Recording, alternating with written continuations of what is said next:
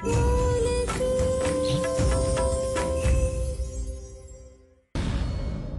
नहीं क्यों पर विपुल का ऐसे अचानक हमारी जिंदगी में वापस आना बहुत अजीब सा लग रहा है।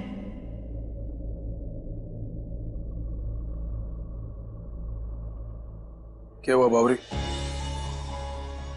किस ख्याल में खोई है तू? मुखी जी, आप अचानक यहाँ? आजकल सब कुछ अचानक तो हो रहा है हम सब की जिंदगी में। और वैसे भी गोदाम वाले हादसे के बाद मैंने तेरा हाल भी ना पूछा। तू कैसी है?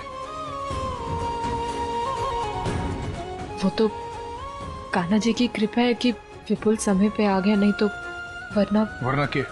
वरना अभी हम आपके सामने ऐसे बैठे नहीं होते, मर चुके होते आप। खबरदार दोबारा ऐसे मरने की बात की तो मेरे होते हुए तन्ने कुछ ना हो सकता बावरी।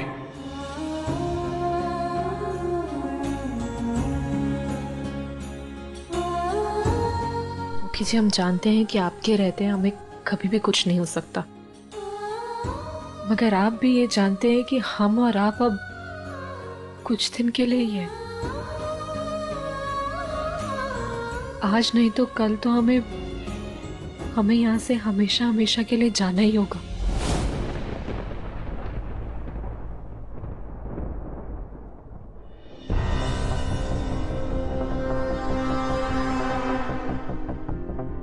मैंने पता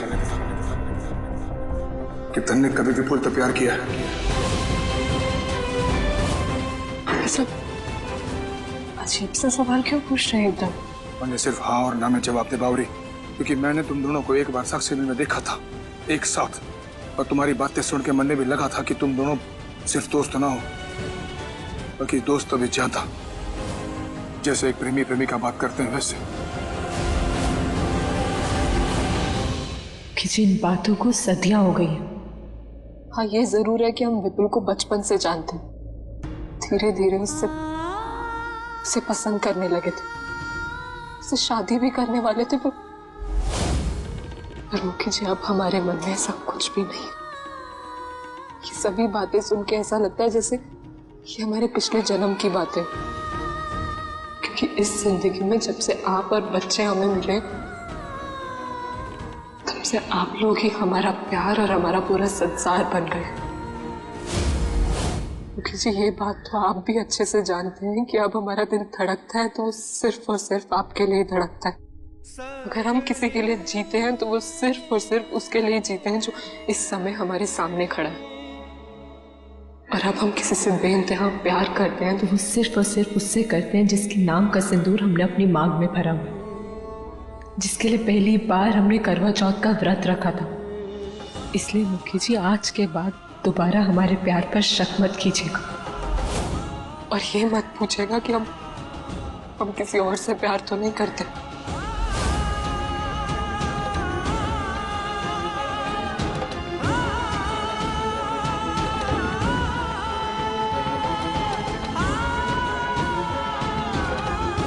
इसका मतलब है कि साक्षी बिल्कुल सही कह रही थी। एक अरसे पहले ही सही, पर बावरी विपुल तो प्यार करती थी और उससे शादी भी करना चाहती थी।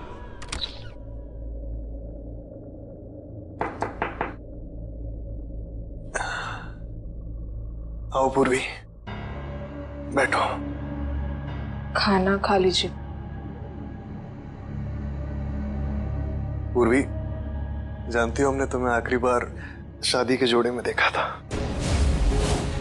शादी के जोड़े में मतलब? हाँ, तुम हमारी शादी में थे? हम थे वहां।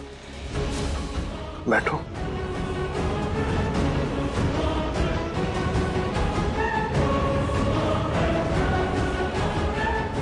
हम थे वहां पूर्वी। हम तुम्हें बताने आए थे कि तुम्हारे पापा धोखे से तुम्हारी मौलकी करवा रहे, पर तुम्हारे पापा ने हमें रोक लिया।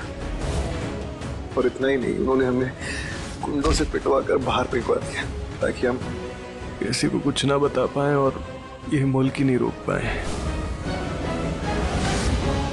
आज हमारी वजह से तुम किसी के घर की मौलकी, हम दोषी हैं पूर्वी। इसमें तुम्हारी कोई गलती नहीं है। जो कुछ भी हमारी जिंदगी में हुआ वो हमारे भाग्य में लिखा था। तुम तो हमारे बहुत अच्छे दोस्त हो, हमेशा हमारा भला चाहा है और तुम जितना हमारे लिए कर सकते थे तुमने वो सब कुछ किया। बल्कि उसके लिए तो हमें तुम्हें शुक्रिया कहना चाहिए, तब के लिए भी और आज के लिए भी। जानती हो पूर्वी कि तुम्हारे लिए एक बार नहीं हम 1000 बार अपनी जान खतरे में डालेंगे तुम्हें बचाने के लिए। एक बात पूछें पूर्वी, तुम यहाँ पर खुश नहीं हो ना? कैसे खुश हो सकती हो?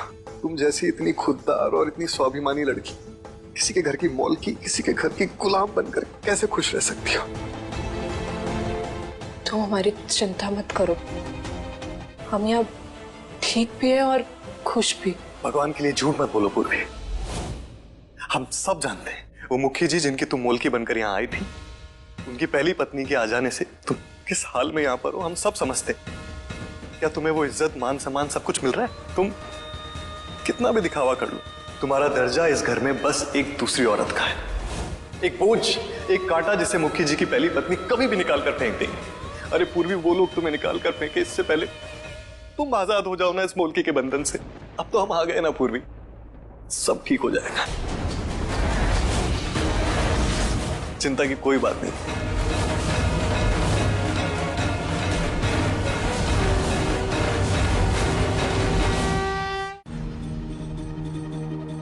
विपुल, थैंक यू हमारी इतनी फिक्र करने के लिए, लेकिन अब प्लीज हमें हमारे हाल पर छोड़ दो। तुमने कहा था ना कि तुम ठीक हो गए हो, तो कल सुबह ही हम तुम्हारे यहाँ से जाने का इंतजाम करवा देते। इसमें ही हम सबकी भलाई होगी और अच्छाई होगी।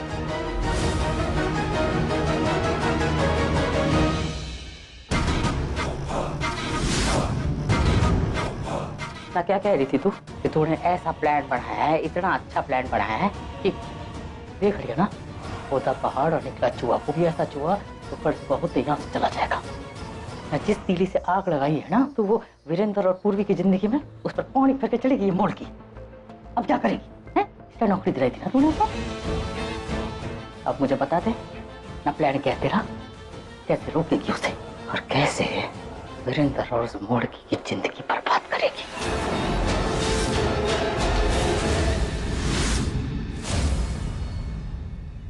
क्या हुआ गुप्ता जी?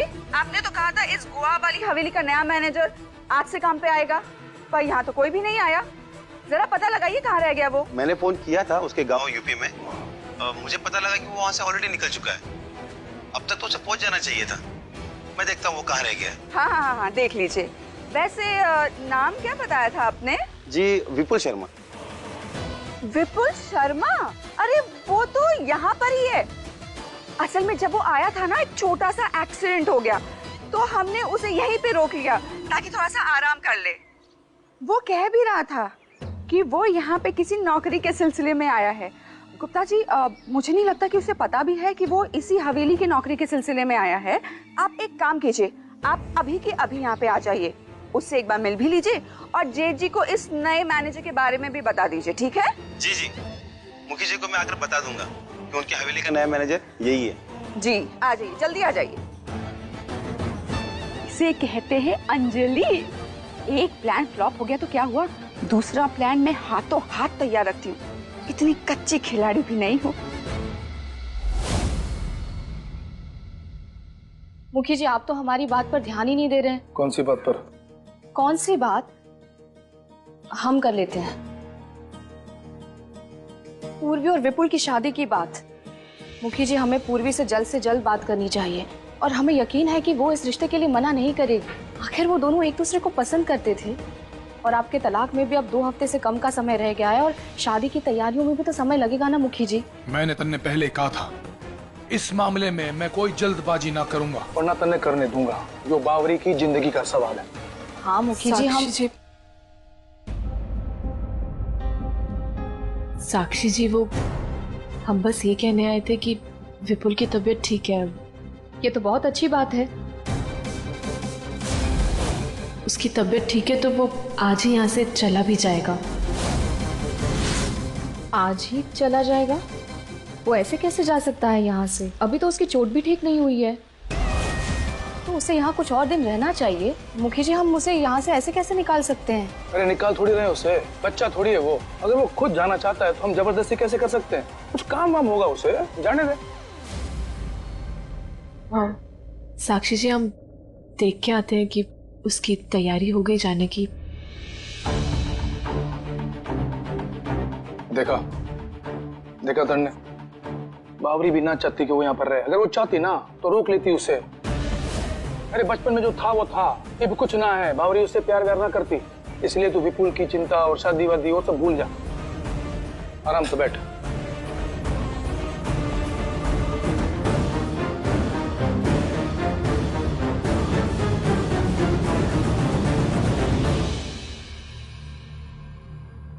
हे भगवान, ये विपुल यहाँ से जा रहा है, लेकिन वो बिल्कुल सही है पूर्वी के लिए।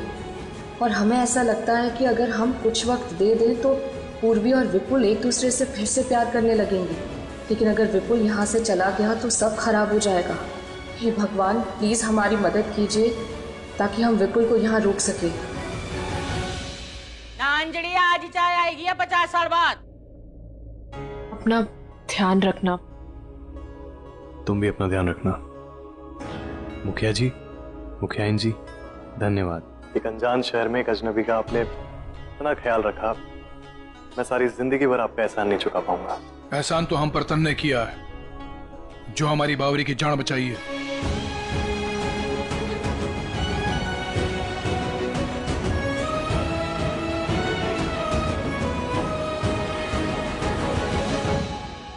हमें लगता है कि तुम अभी तक पूरी तरह से ठीक नहीं हुए हो।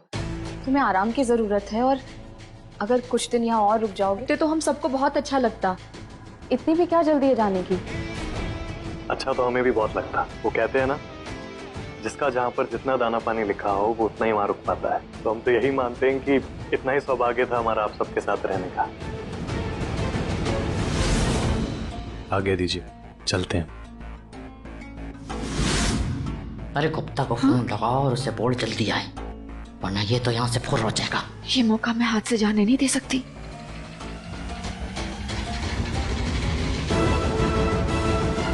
अरे गुप्ता जी आप?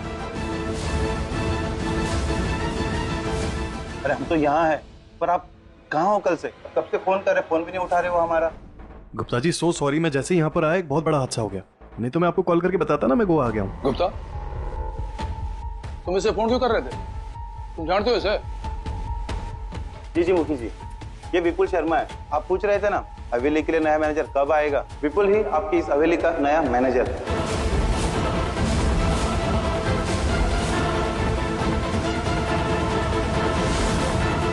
विपुल हमारी हवेली का नया मैनेजर है, ये तो बहुत ही अच्छी बात है। देखा विपुल, भगवान ने तुम्हारी बात को सच कर दिया। तुम्ही ने कहा था ना, जिसका दाना पानी जितने दिन जहाँ लिखा होता है वो उतने दिन वहाँ रहता है। तो अब भगवान भी यही चाहते हैं कि तुम यहीं रहो हम सबके साथ। और अब तो तुम्हें रोकने के लिए हमें कुछ कहने की जरूरत ही नहीं है, तुम अपने आप ही रुक जाओगे। हमारी इस हवेली के नए मैनेजर जो हो तुम। रामू काका, इनका सामान ना स्टाफ क्वार्टर्स में रखवा दीजिए और कमरे को अच्छी तरह से साफ करवा दीजिए। इनको कोई तकलीफ नहीं होनी चाहिए।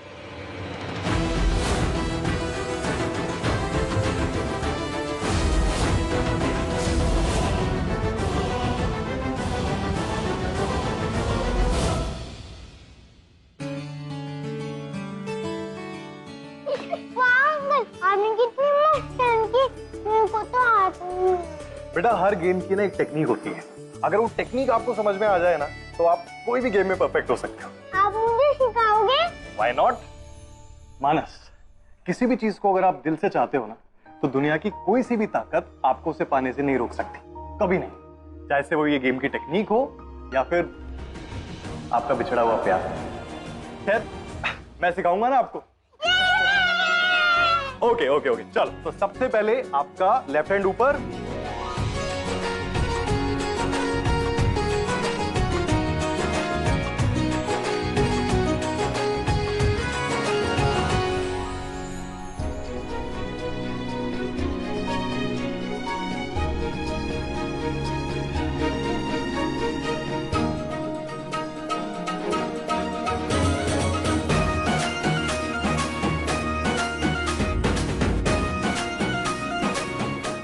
नहीं, अब तुमको आ गया अच्छे से, राइट? चलो अब अपन दोनों करें 1 2 एंड 3।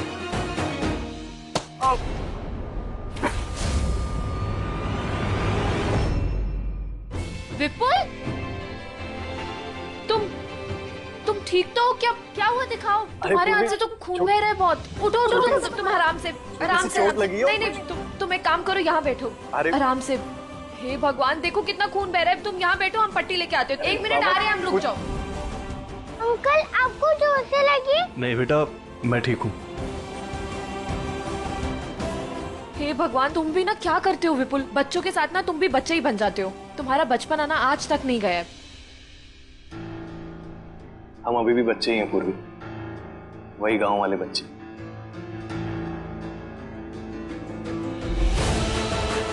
जिसकी सिर्फ एक दोस्त थी, पूर्वी।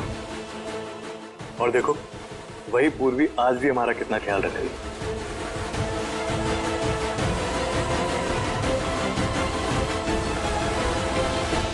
हाथी, क्या आप इन अंकल को पहले से जानते हो? ये हमारे बचपन के दोस्त हैं। अगर आप हाथी के दोस्त तो हमारे भी दोस्त हुए। बनोगे हमारे दोस्त? क्यों नहीं, फ्रेंड्स।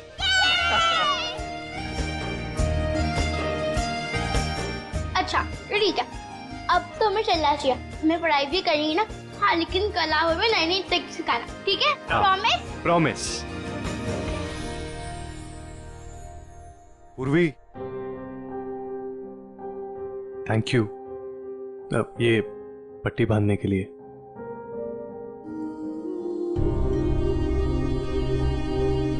पूर्वी भले ही विपुल से अब प्यार नहीं करती, पर उसकी परवाह तो अब भी करती है। हमें इस परवाह को प्यार में बदलना होगा, पर कैसे? हाँ, ये अच्छा आइडिया रहेगा। अब हम इन दोनों को एक दूसरे का बनाकर ही रहेंगे।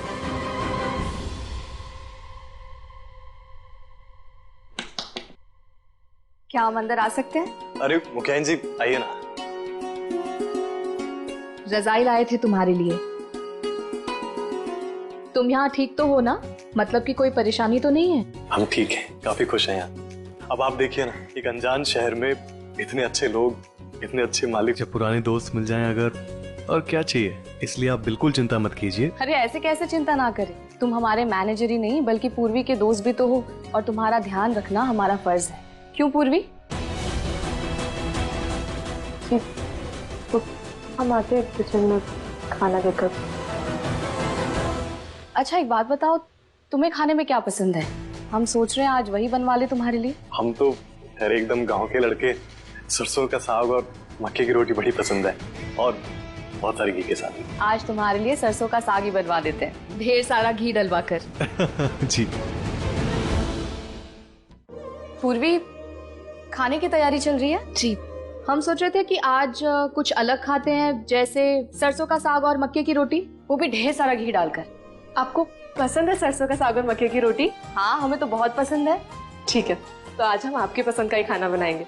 वैसे एक बात कहें आपको, आप एक बार हमारे हाथ का सरसों का साग और मक्के की रोटी खा लेंगी ना, तो आप जिंदगी भर उसका स्वाद नहीं भूलेंगी। चलो हम भी तुम्हारी मदद करते हैं। जी।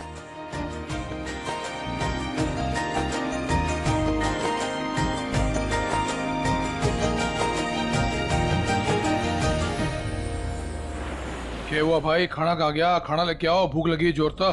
जी, प्रियो अंदर किचन में और रोटी रखी है, जाके जल्दी से ले आ। पूर्वी, ये तो तुम्हारे हाथ के बनाए हुए सरसों के साग की खुशबू है। खाना तुमने बनाया है, और तुम्हें याद था कि हमें सरसों का साग कितना पसंद है। हमने ये तुम्हारे लिए नहीं। हाँ विपुल, ये खास खाना पूर्वी ने तुम्हारे लिए बनाया है। बता रही थी हमें ये कि ये सरसों का साग और मक्के की रोटी बहुत अच्छा बनाती है, वो भी ढेर सारा घी डालकर। अब तुम खड़ी क्या हो, परोसो अपने दोस्त को। ये साक्षी जी ऐसे झूठ क्यों बोल रही हैं? हमने तो ये विपुल के लिए नहीं बल्कि उनके कहने से बनाया था। उन्होंने ही कहा था कि आज उन्हें सरसों का साग और मक्की की रोटी खाने का मन हो रहा है। वो अपनी जगह विपुल का नाम क्यों ले रही हैं ऐसे?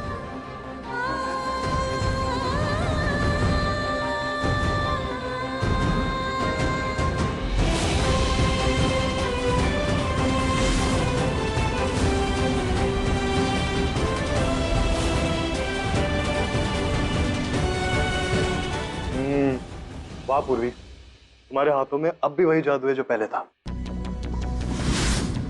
आज तो हम ऐसा लग रहा है अपनी उंगलियां चाट जाएंगे मुखी जी। इसे कहते हैं असली दोस्ती।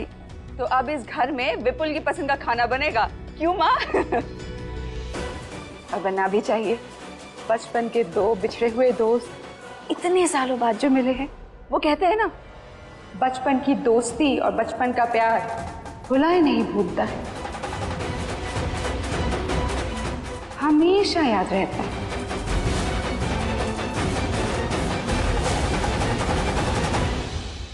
यो खाना मैं ना खा सकता, इसमें घी बहुत ज्यादा है और घी वाला खाना डायबिटीज के लिए अच्छा ना होता, तो यो घी से भरा खाना मैं ना खाऊंगा।